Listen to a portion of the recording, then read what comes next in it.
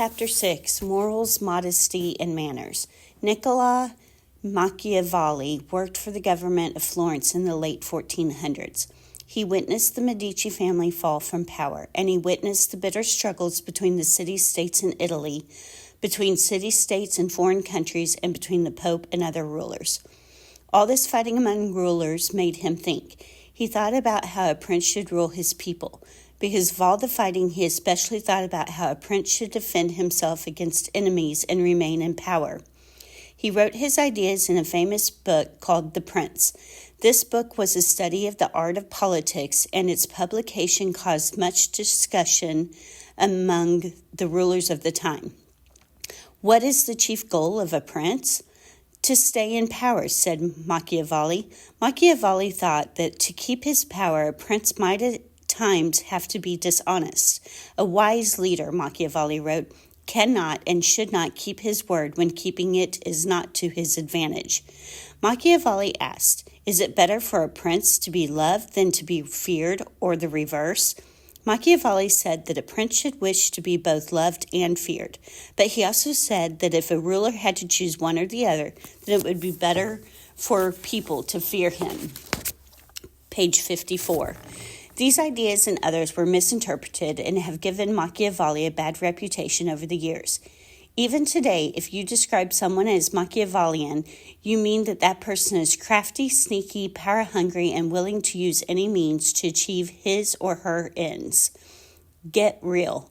Some historians think that Machiavelli doesn't deserve his bad reputation. They say he was a wise man who preferred a government in which the people had a say, as it had been back in the Roman Republic. They say that in The Prince, Machiavelli was just being realistic. He was simply writing about what men do rather than what they should do, and the challenges of governing a large population. But others disagree. They think that Machiavelli had a too dark and pessimistic view of human nature. They think that people aren't as bad as Machiavelli thought. The bad Borgias. When Machiavelli wrote The Princes about princes who didn't keep their promises, he often had the Borgia family in mind. Many historians agree that Borgias were often cruel, dangerous, and violent people. Rodrigo Borgia became Pope Alexander VI, holds the unpleasant reputation of being one of the most corrupt popes of all time. In The Prince, Machiavelli wrote this about Alexander VI.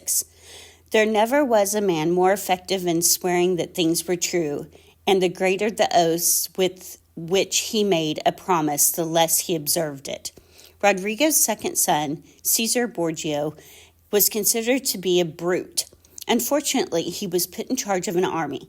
Machiavelli traveled with Caesar at times and was impressed by his military skills.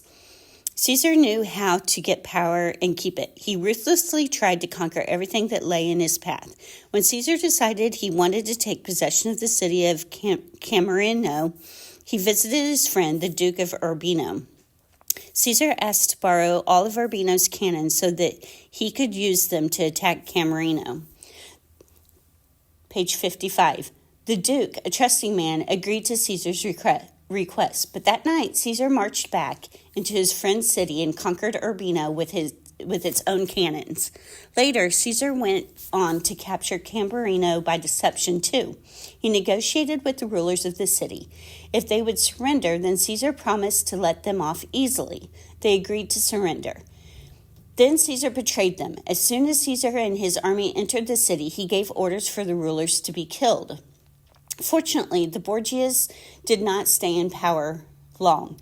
Rodrigo Borgia, also known as Pope Alexander VI, died in 1503 CE.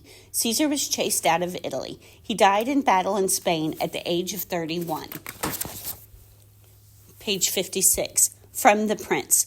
Machiavelli also greatly admired ancient Greece and ancient Rome. In a letter he wrote to a friend, Machiavelli said that he wrote The Prince after reading many works of history by the ancients and classical writers of Greece and Rome. I give myself completely over to the ancients, Machiavelli said. Here are some excerpts from The Prince. Anyone who determines to act in all circumstances the part of a good man must come to ruin among so many who are not good. Hence, if a prince wishes to maintain himself, he must learn how not to be good and to use that ability or not as is required. The experience of our time shows that the princes have done great things are the ones who have taken little account of their promises and who have known how to addle the brains of men with their craft. If men were all good, this advice would not be good. But since men are wicked and do not keep their promises to you, you likewise do not have to keep your promises to them. So far as he is able, a prince should stick to the path of good, but if the necessity arises, he should know how to follow evil. Castellone and the Courtier. In the 1500s, Baldassar Castellone wrote the Book of the Courtier. It's commonly known as the Courtier for short. In great detail, the book describes how the ideal courtier should behave. What is a courtier? The word court is in courtier. There is a kind of court where trials take place with a judge and sometimes a jury, but this is a different kind of court, the court of a king or prince. A prince's court might mean the palace or mansion where the prince lives. The court also includes the royal family, servant, officers, and advisors of the prince. A courtier is a person who spends a lot of time at the court of the prince. Sometimes when people refer to a courtier, they mean a person who hangs around the prince and flatters him and tries to gain his favor. But this doesn't apply to all courtiers. Page 58. The Book of Courtier describes the right ways to behave at court among royals and nobles. It describes the ideals of courtly life. Castellone said that a lady should be witty, elegant, and cultured. He said that gentlemen should be loyal to his prince and courteous to women. The courtier should be athletic, sensitive, artistic, and well-educated. A perfect courtier should be able to do everything well. He should be a skilled horseman, a bold soldier in battle, a graceful dancer, and more. He should be well-built and shapely of limb, not too short or too tall, and he should be a remarkable athlete. He should excel in jousting, wrestling, tennis, and spear throwing.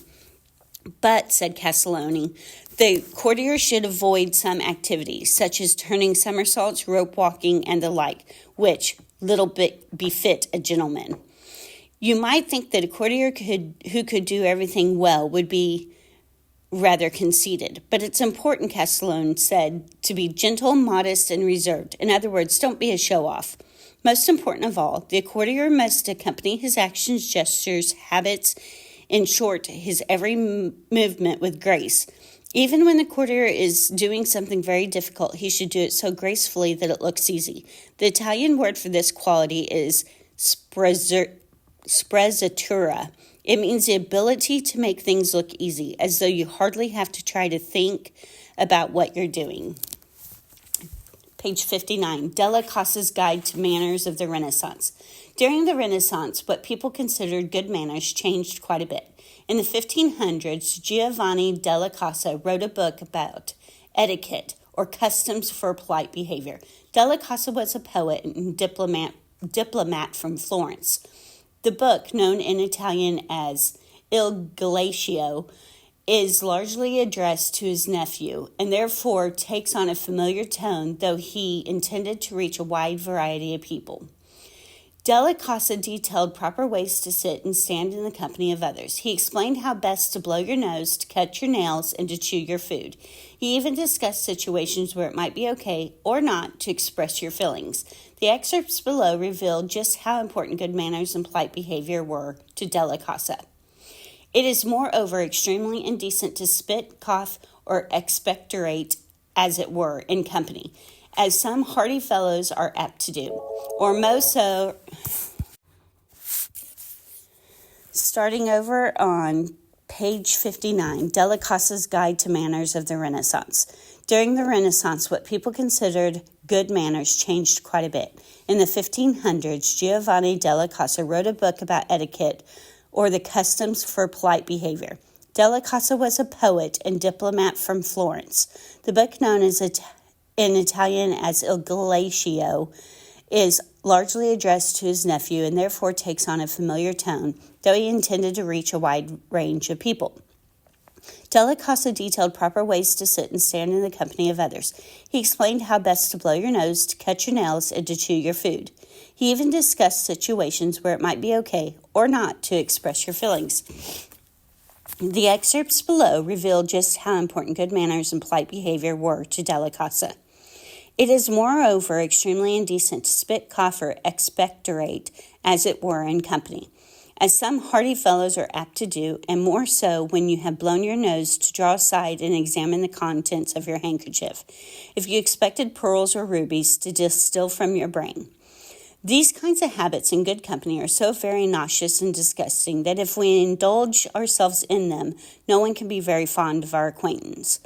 It is also an elegant custom for anyone to apply his nose by way of smelling to a glass of wine, which another person is to drink, or to a plate of meat, which another is to eat. Nay, I would not advise anyone to smell anything which he himself intends to eat or drink, since there is a possibility at least that his nose may drop upon it, or the very idea may offend the company, though by good luck that accident may not then befall them. What now can we suppose to say to those people whom we sometimes still thrusting like hogs their very snouts into their soup, so as not to once to lift up their eyes from their hands from what is set before them, who, with their cheeks inflated as if they were sounding a trumpet or puffing up the fire, do not so properly eat as devour their food?